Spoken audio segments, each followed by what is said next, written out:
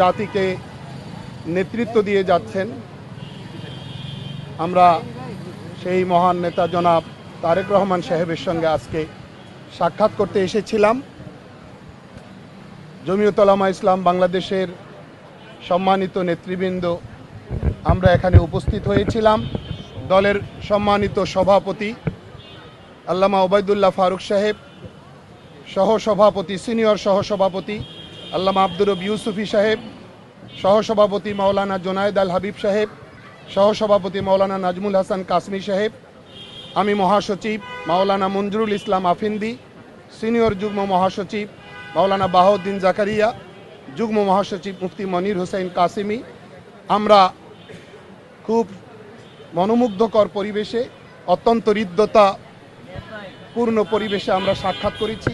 খুব গঠনমূলক আলোচনা হয়েছে দেশ, ইসলাম রাষ্ট্র নিয়ে, আগামীর বাংলাদেশ নিয়ে সব রকম আলোচনা খুব চমৎকার পরিবেশে হয়েছে।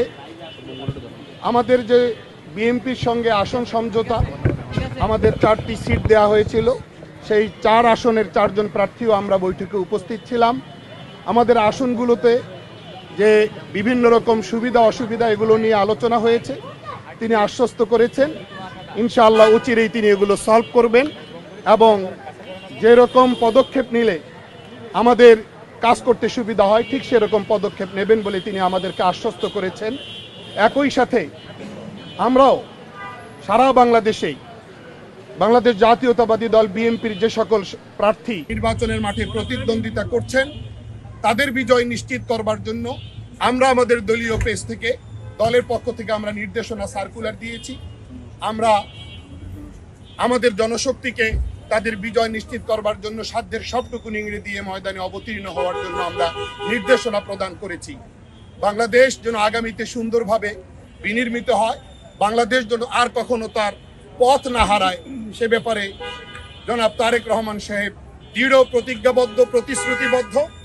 আমরা তাকে সহযোগিতা করব, সার্বিক সহযোগিতা, তিনি আমাদেরকে সার্বিক সহযোগিতা করবেন। আমরা কাঁধে কাঁধ মিলিয়ে একসঙ্গে পথ চলতে সক্ষম হব ইনশাআল্লাহ। আগামীর বাংলাদেশ সুন্দরভাবে বিনির্মিত হবে, আগামীর বাংলাদেশ সুন্দরভাবে পরিচালিত হবে, সেই প্রত্যাশা, সেই আশা আমরা ব্যক্ত করছি। ধন্যবাদ।